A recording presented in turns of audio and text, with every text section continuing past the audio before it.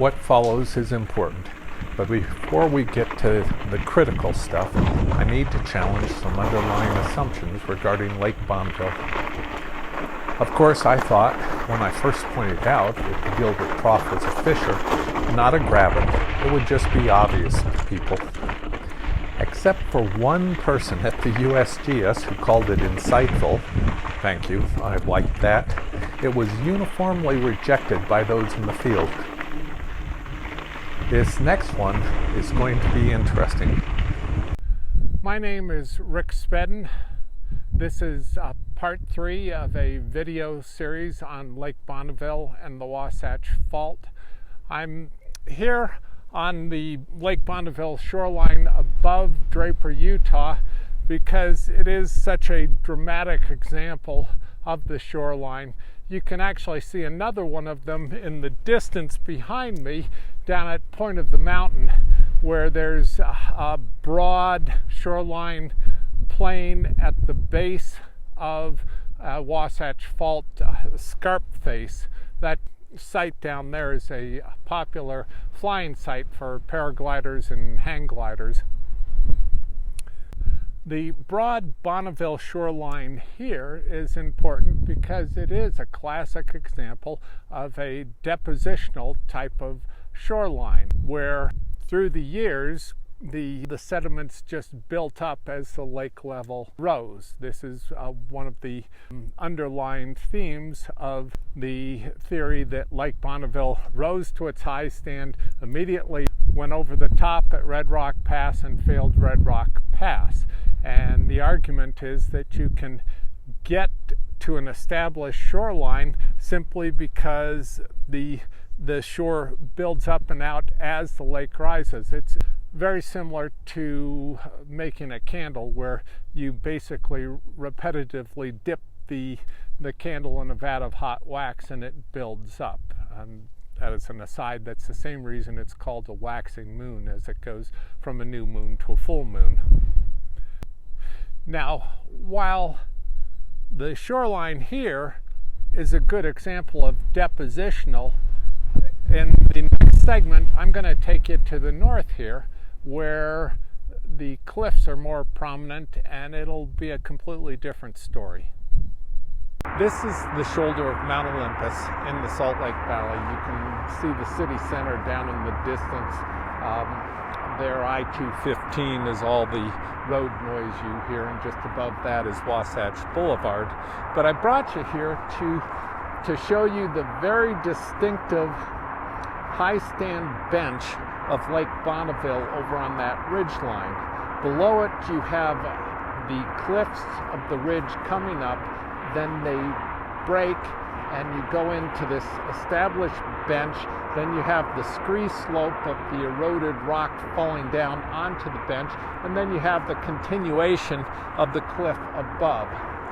So in this case you have something that is definitely erosional in nature, and I'm saying that took a good deal of time to develop that dramatic a bench. Another argument for extended high stand comes down to probability. The data I presented in the first 2 videos clearly indicates that event T, surging and tsunami, the Bonneville high stand, and the Bonneville flood coincided. I think a sustained high stand moves that from an incredible coincidence to an inevitable occurrence.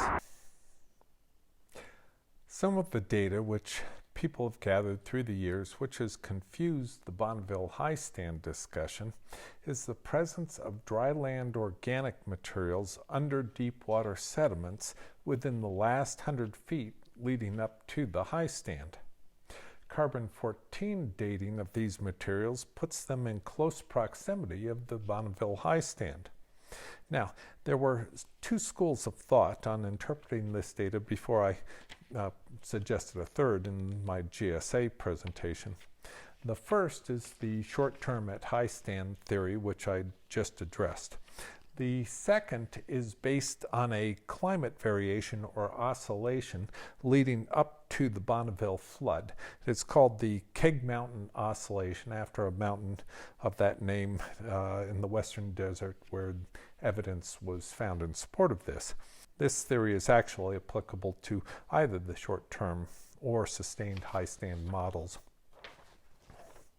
In one version of this second scenario, Lake Bonneville achieved a high stand for 500 years at what they call the early Zenda threshold. Now, Zenda, Idaho is just north of Red Rock Pass. It was the site of the Lake Bonneville outflow before the flood carved it back to Red Rock Pass. The early Zenda threshold was at the 5,090 foot Lake Bonneville high stand level. In this scenario, the outflow first dropped by 40 feet to what is known as the late Zenda threshold, and then it continued to drop by evaporation and seepage for another 100 feet over a 200-year period before rising over the next 250 years back to the late Zenda threshold, where it had a stable discharge for 50 years until the Bonneville Flood. So, the early to late Zenda threshold model requires that the assumed Keg Mountain oscillation almost exactly matched the late Zenda threshold time period. The Keg Mountain oscillation also requires us to ignore that this massive climate oscillation would have been a deviation from the long-term trends. Lake Bonneville had a stable outflow leading up to the Bonneville Flood and after the Bonneville Flood. While I certainly don't disagree that intermediate dam failures and dramatic climate oscillations can occur, I think the evidence I have presented supports other, more likely explanations. Now, the Keg Mountain oscillation has lost some of its initial proponents through the years, and I think they've probably evolved to be simpler short-term at high stand camp. The evidence in support of the Keg Mountain oscillation includes the 140 feet of oscillation at Keg Mountain, evidence at the Stockton Bar site, which I won't get into, and the early and late Zenda thresholds at the outflow. At this point, let's accept that there is evidence of a Keg Mountain oscillation and do a thought experiment. Now, you do these all the time in the form of games. Given a set of criteria, you figure out what you would expect to happen, and then you check and see if you were right. So let's just assume I am correct, and the Event T earthquake dropped the Salt Lake and probably other valleys along the Wasatch Fault, and lake water surged out of the western arms of the lake towards the Wasatch. Then we might expect the surge to overshoot and run up on the Wasatch front, which, as I presented in part 2, it did. As the surge retreated, it would pull dirt and pieces of wood from the shore down into deeper portions of the lake by the amount of the surge. And then conversely, the next wave of sloshing would distribute deep water sediments back up towards the shore. The strata might look like the lake had dropped in level and then risen again. The oscillation would have dampened out quickly. The shoreline would settle to a new, slightly lower level in the western desert because the eastern part along the Wasatch Fault was lower and holding more water now. Whether that drop is measurable depends on how much area was involved in the slip and how big the slip was. Lake Bonneville was a huge lake, so the level drop was probably lost in wave noise and the Bonneville Flood, which immediately followed. Now, the whole event would have stirred up a lot of sediment, and one would expect debris accumulation at both the top of the surge on the land and the bottom of the surge in the water, depending on what was available to get caught up in the wave. Also, as the stirred up sediment settled, one would expect a thicker band of sediment to appear in the lake bottom core samples, essentially mimicking the passage of time. This intermixing of sediments would make dating of the sequential sediments difficult. Shoreline organic material would be across the whole band of the surge. Up in the Cache Valley, the Zenda threshold of the time may have been a broad pass between the adjacent mountain ranges. As I mentioned before, a surge of this magnitude would have been concentrated by the shape of the valley, narrower and shallower as you move north. The Bay of Fundy and other locations on the globe with similar topography concentrate the more gradual effects of tides into tidal bores or shock waves. The whole Zenda threshold could have been overwhelmed from wall to wall with a towering surge. Obviously, the Zenda threshold was predisposed to failure. So it is not unreasonable to assume that the failure occurred across the entire width in the initial surge, sweeping away the pass. But then the surge would recede off of the overflow, only to rebound again at a lower level of surge. The critical damage was done in the first surge, and the pass was now down to a level below the Bonneville high stand. At that point, the flood would start to channel into a center cut. What you might expect to see is a broad first cut, the late Zenda threshold, and then a more developed central failure. The total variation of the Keg Mountain oscillation, as evidenced on Keg Mountain in the western desert, is 140 feet. The surge evidence I found at Little Cottonwood Canyon was just over 140 feet. I think the fact that the physical evidence matches our thought experiment supports the conclusion that the anomalies represented by the Keg Mountain oscillation did not occur over a 500-year period. The physical evidence has been corrupted by the surging and tsunami at the time of Event T. Everything happened on the Tuesday of the Bonneville Flood. Dr. Janicki of Utah State and her associates have done extensive work in the Cache Valley. She has proposed that an earthquake in Cache Valley caused landslides and subsurface failures at the Zenda threshold, which caused the Bonneville Flood. Her Cache Valley earthquake adds to the list of reasons why I think Event T was a multi-segment failure along the Wasatch Fault. The other main reason is just the scale of the surging in such a large lake. I would like to respectfully suggest just one addition to her excellent analysis. I think the landslides and subsurface failures were more a result of the surge overtopping the Zenda threshold than of the earthquake itself. To try and put things concisely, the Event T earthquake was a multi-segment failure of the Wasatch Fault. It resulted in a lake-wide west to east surge in excess of 140 feet high, as evidenced both at Keg Mountain and at Little Cottonwood Canyon. That surging drew dry land sediments down into deeper waters and then covered them with lake sediment. The initial surge overtopped the Zenda threshold and cut the whole pass down by 40 feet before the wave receded. As the lake returned to the Bonneville level in the second wave, it quickly channeled into a more centered flood path, leaving a bench at what has been termed the late Zenda threshold. And at this point, the Bonneville Flood ensued. The Keg Mountain oscillation was not a climate oscillation, but rather a lake-wide surging event caused by a Wasatch Fault earthquake of extraordinary scope. There's just one more thing, and I'm reticent to mention it because I don't have access to all the data. But if I'm correct, it has major implications for the Wasatch Fault. I drove out here to Stansbury Island, just west of the southern arm of the Great Salt Lake, to show you something. Researchers have identified another abrupt climate oscillation, which occurred during the Lake Bonneville transgression sometime around 25,000 years ago, called the Stansbury oscillation and shoreline.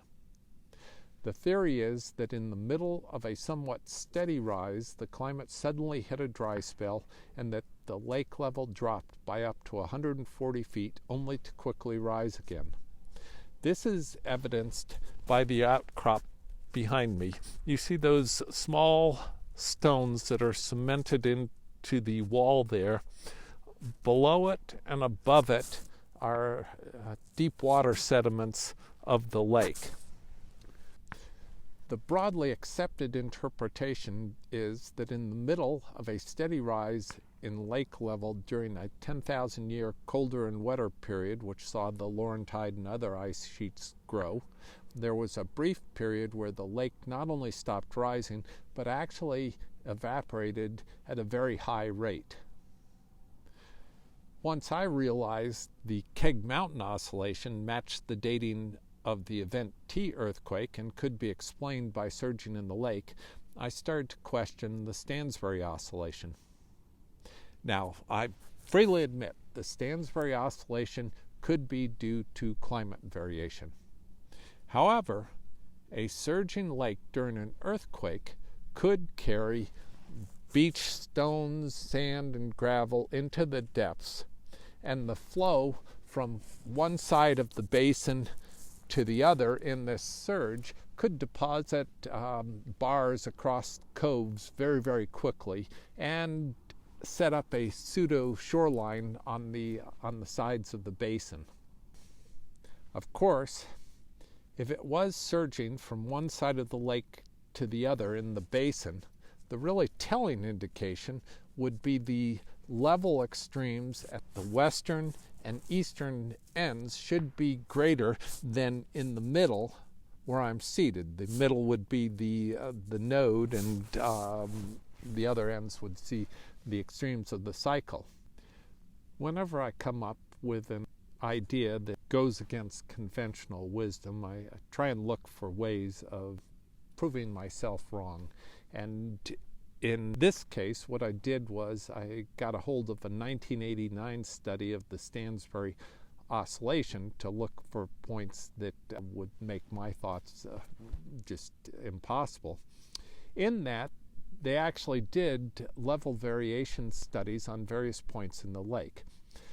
Crater Island, Old Riverbed, and Fish Springs Flat are all in the western extremes of the lake on remote arms, whereas Stansbury Island, where I'm seated, is right in the middle. So Stansbury Island should be a node and should have minimal oscillation, and the extremes in oscillation should be in the western extremes and up along the Wasatch Fault. In the attached table is the data of what they presented in that 1989 paper, and this is exactly what you'd expect to see if indeed the Stansbury oscillation was due to sloshing back and forth in the lake. Now, researchers have detected 2 to 3 other level oscillations in Lake Bonneville in the period between the Stansbury oscillation and the Bonneville Flood, and these have been arguably at a somewhat regular interval. If any or all of these are earthquake-induced on the order of magnitude of event T, then there is a possibility that the Wasatch Fault has a long cycle pattern where multiple segments go at once, and this is interspersed with individual faults kicking off. It certainly is a concept that is worth exploring further. Before I move on, I need to make a few more observations concerning the ramifications of the Stansbury level oscillation.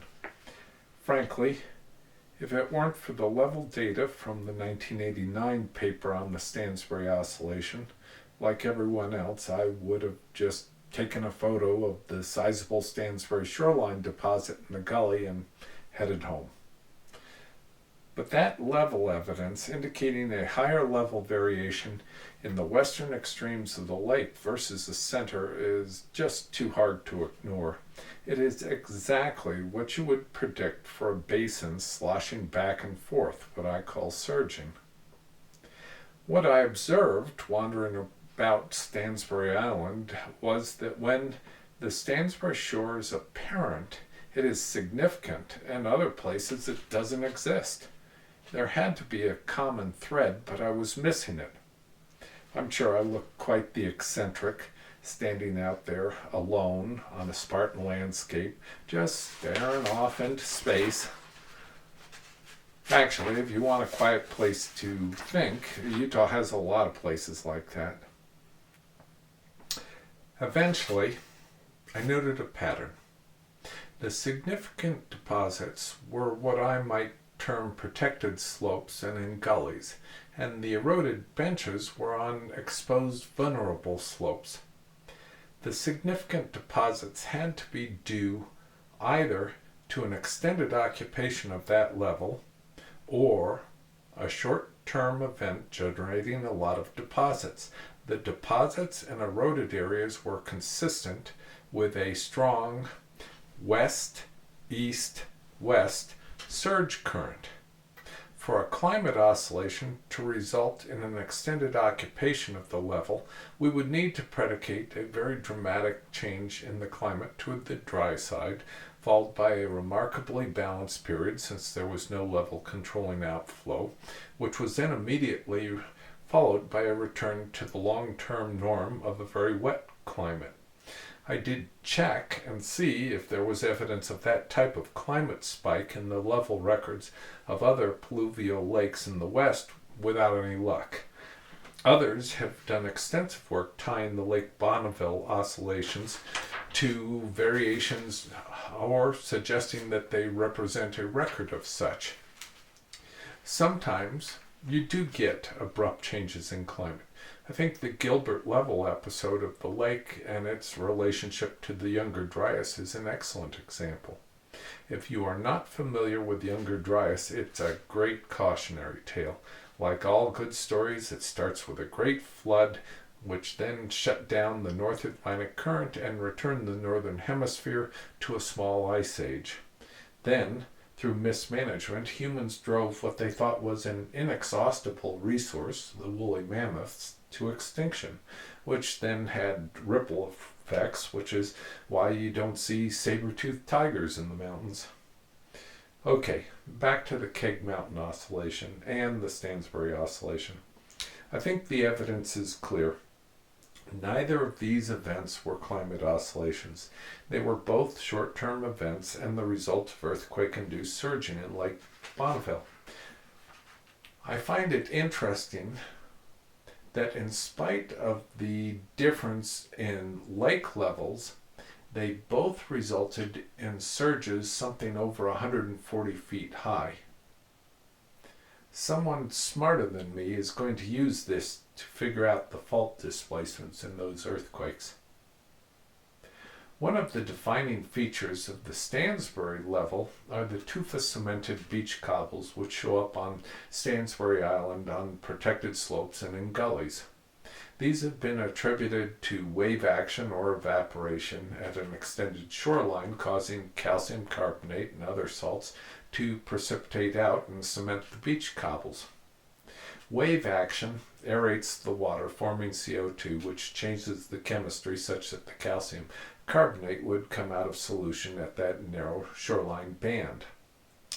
Of course, a prerequisite of this is a high enough calcium level in the water, such as you might have in a closed basin which has undergone a period of evaporation.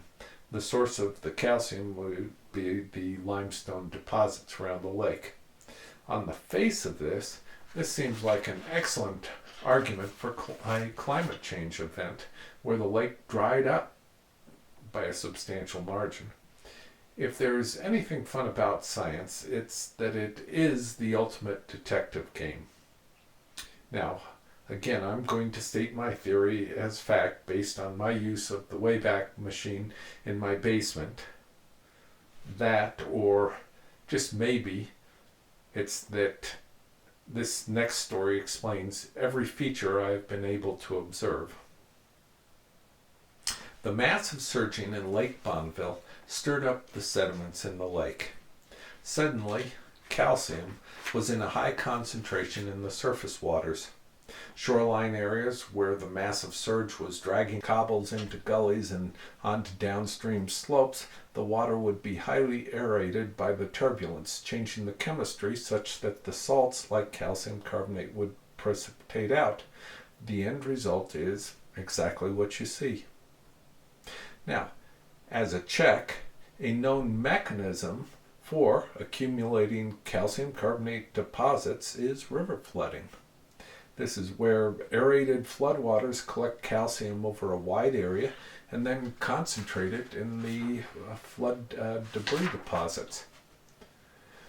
One of the things which shows up on the Stansbury climate oscillation timeline is a dip, a sharp spike in the middle, a dip down again, and then it goes back up to the previous trajectory on the level. Now, I'm assuming that this spike is based on deposits like in gullies like the one I visited, where there is a layer of beach cobbles, then a band of deep water sediment, then a band of beach cobbles. The long-standing interpretation has been that a dramatic drought in the middle of a 10,000-year wet period created a large level drop.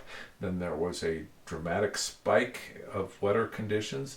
Then another sizable drought, which coincidentally dropped the level down to the same previous low. And then there was a really wet period again, which takes the lake back up to the same level it was before the oscillation. And then the climate returns to its previous state, creating a gradual rise in the lake as if nothing happened. Occam's razor is one of those terms whose origins is probably a bit apocryphal, but which has evolved into a very useful concept.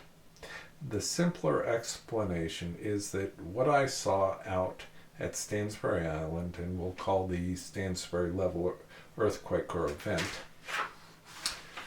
resulted in a massive lake surge to the east, sweeping up cobbles from the western exposed slopes into accumulations in protected gullies.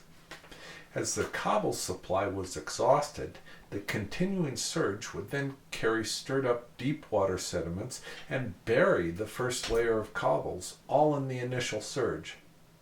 When the lake surged back and the sloshing in the basin, it would repeat the process, carrying beach cobbles from the east into the same protected gully, forming two distinct layers of beach cobbles with deep water sediment between.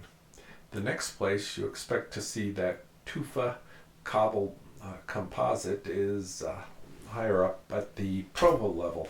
One might expect it at the Lake Bonneville level, and maybe that is just a matter of looking in the right place, or maybe the fact that the level drop of the Bonneville Flood immediately followed that surge and it removed the stirred up salts before they could precipitate out in concentration.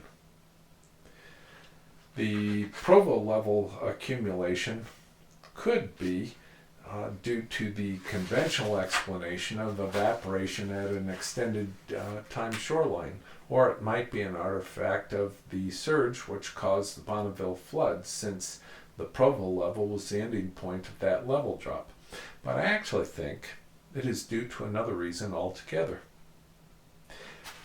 In the middle of the several thousand-year occupation of the Provo level, some timelines show another climate oscillation, the Provo oscillation, a very sharp drop in level followed by an immediate rise. From what I have read, the identification of this oscillation is based on another situation of wood and shore sediments showing up in strata where they don't belong.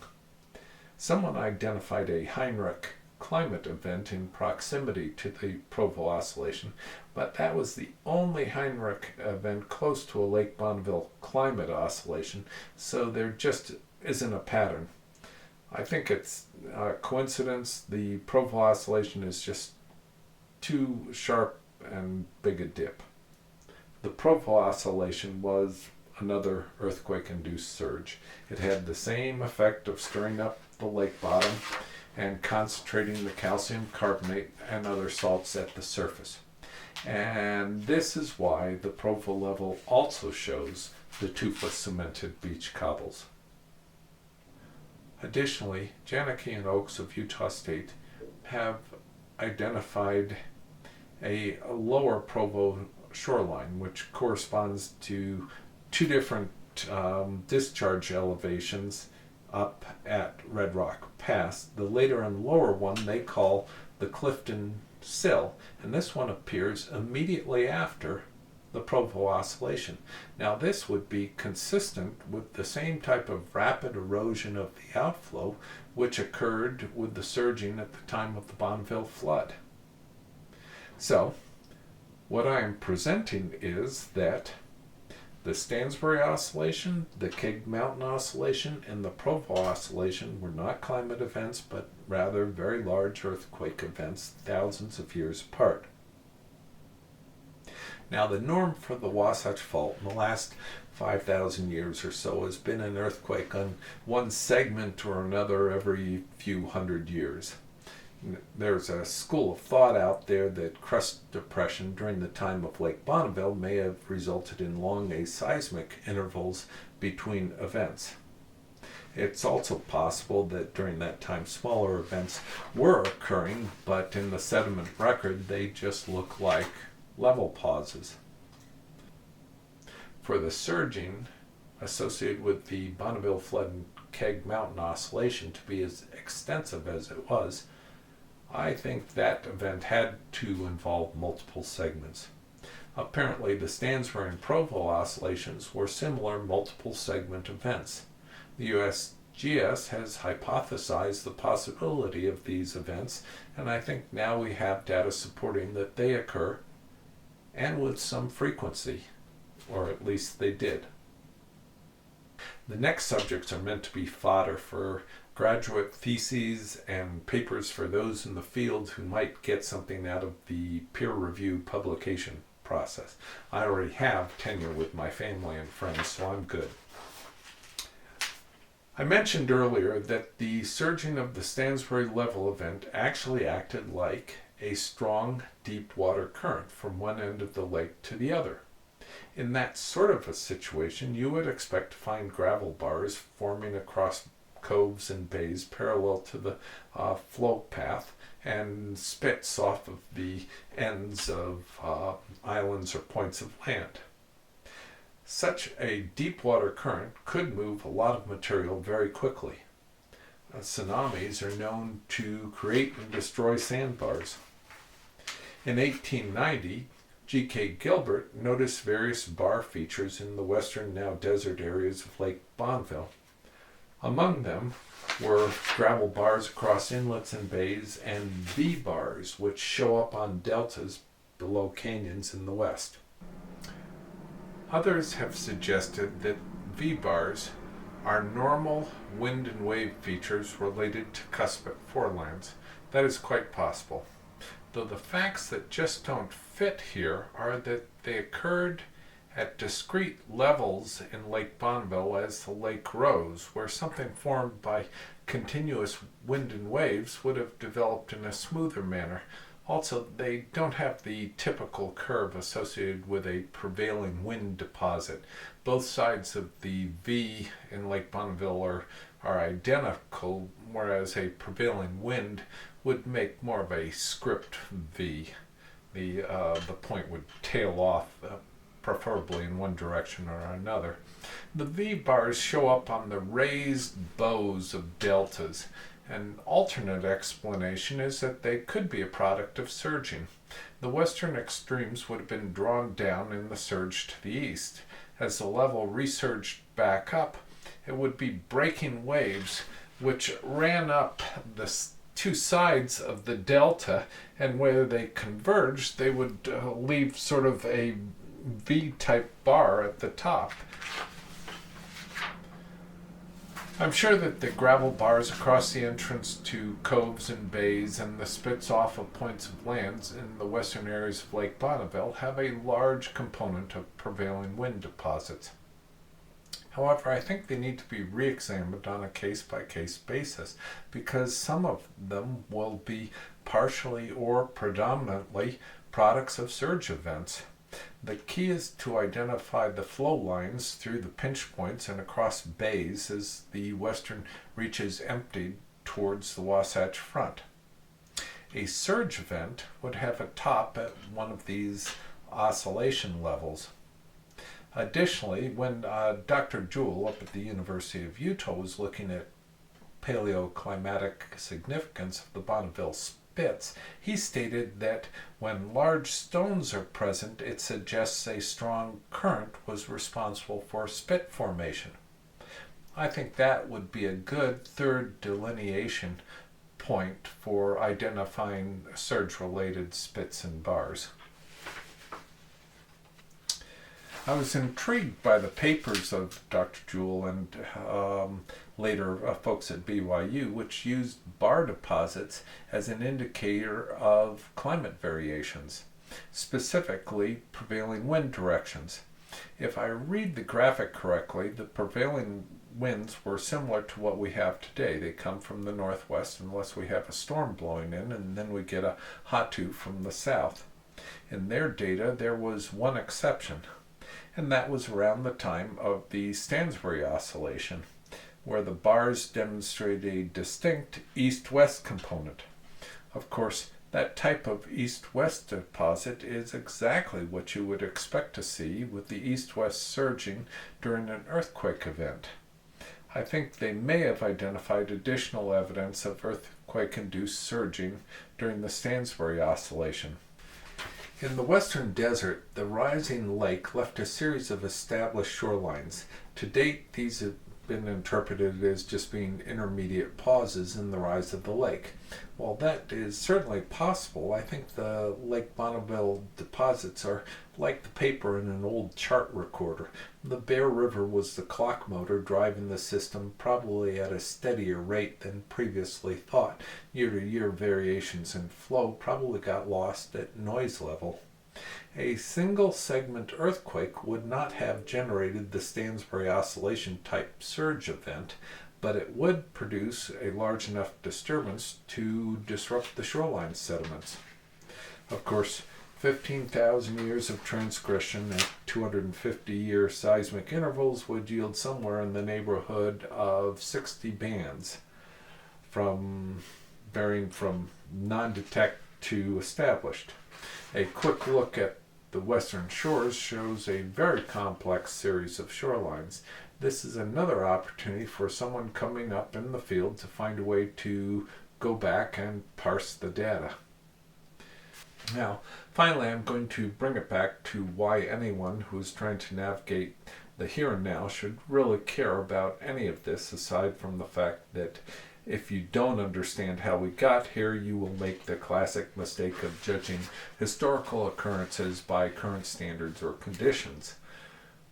Lake Bonneville's not coming back in your lifetime. Sorry, but that's the cold, hard truth of it.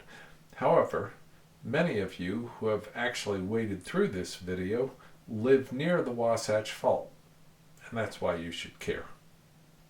For a change, I'll go straight to the punchline. I think there are two patterns of failures along the Wasatch Fault. You have the frequent, every 250 year or so, earthquakes on one section or another of the Wasatch Fault. But underlying this is a second, longer-term pattern of massive, multi-segment failures every 7,000 to 10,000 years, plus or minus 5,000 years.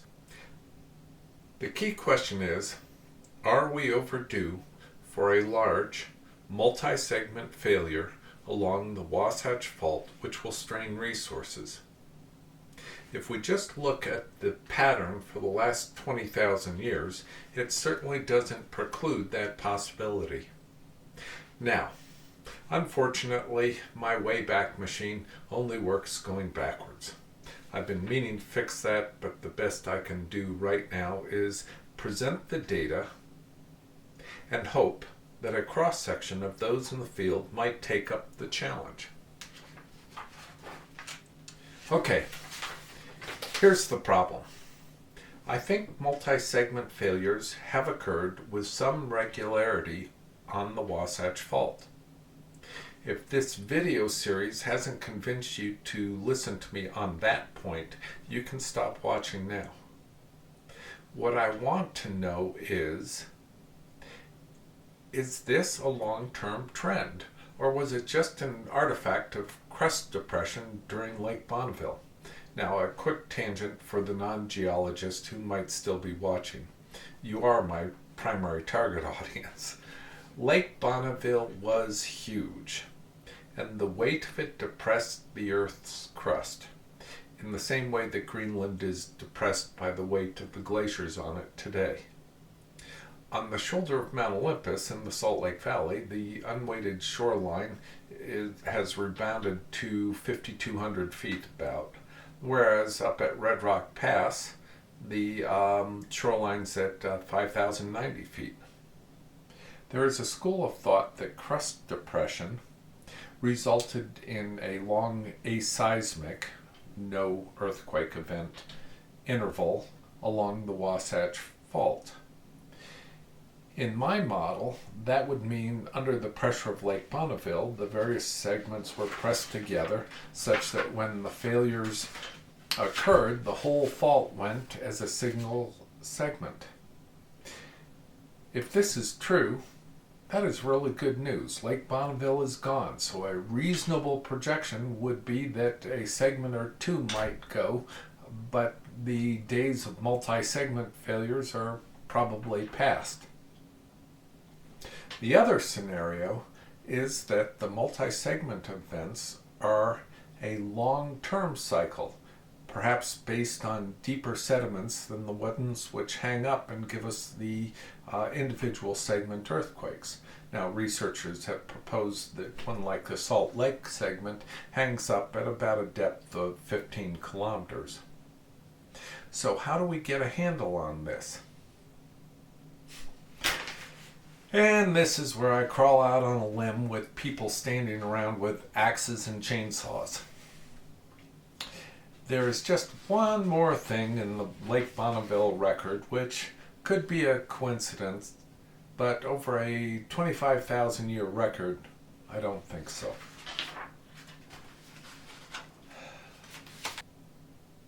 Others have identified basalt ash deposits in the sediments of the southern arms of Lake Bonneville from periodic eruptions during Lake Bonneville's life.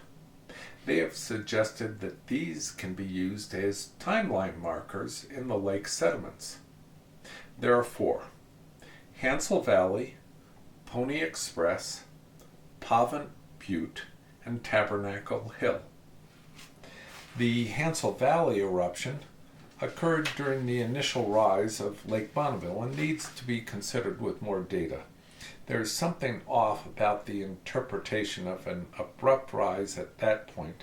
I think there is more to that story, and that ultimately it will be found to be an important part of a broader pattern.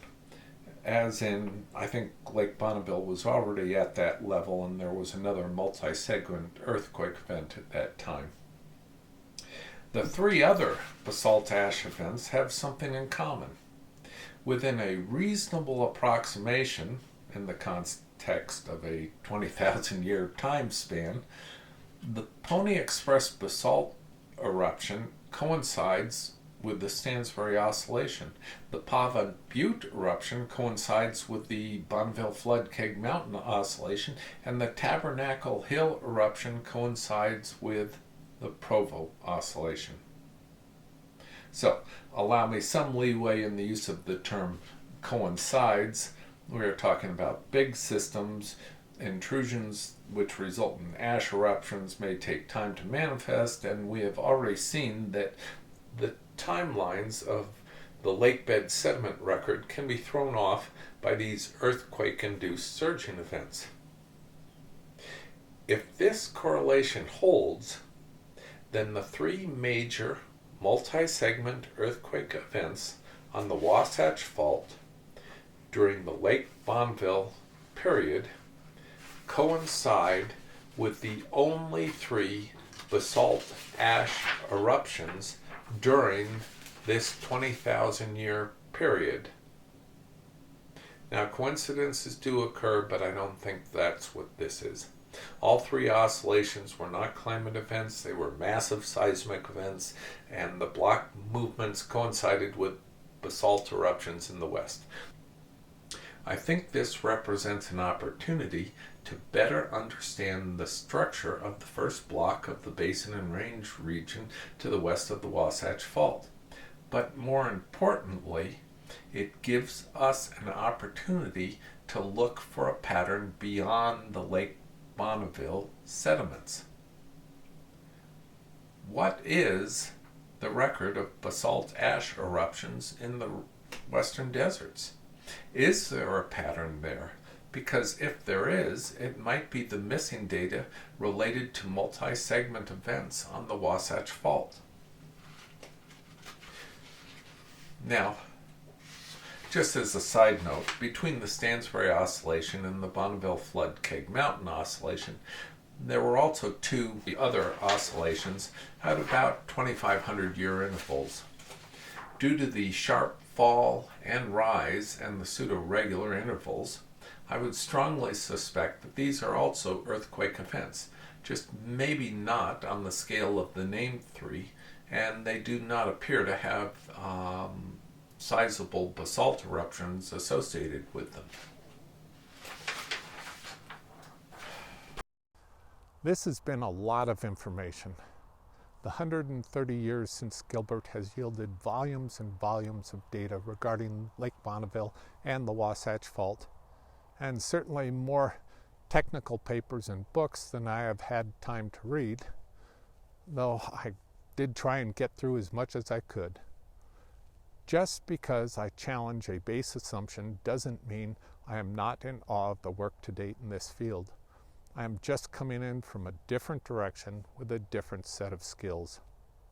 I do wonder what will happen if those in the field go back and reassess their data and conclusions. If I am ignored, that's okay. I am not looking for validation. I did the intellectual exercise because I wanted to understand, and I am truly surprised where it led. I shared it because as someone who has enjoyed and benefited from the scientific efforts of others, I have an obligation to share my findings. Of course, unsolicited advice is mildly unpopular when it comes to stock choices, and grossly unpopular when it comes to 130 years of geological axioms. And while what I have presented here may be unpopular, this isn't really advice. The boulder field behind me is the result of massive earthquake-induced surging in Lake Bonneville coinciding with the Bonneville Flood. The Gilbert Trough is a fissure, not a graben. The large Lake Bonneville oscillations were earthquake-induced, not climate-induced. And, most importantly, those oscillations probably provide a record of regular, major, multi-segment failures on the Wasatch Fault. This last point should not be ignored. Researchers in the field need to do a reset and go back and review their Lake Bonneville and Wasatch Fault data. There's a lot of previous data to be mined using a new set of assumptions. Anyone who thinks the science is fixed and that the best stuff has already been figured out doesn't understand what just happened here. Thanks for listening.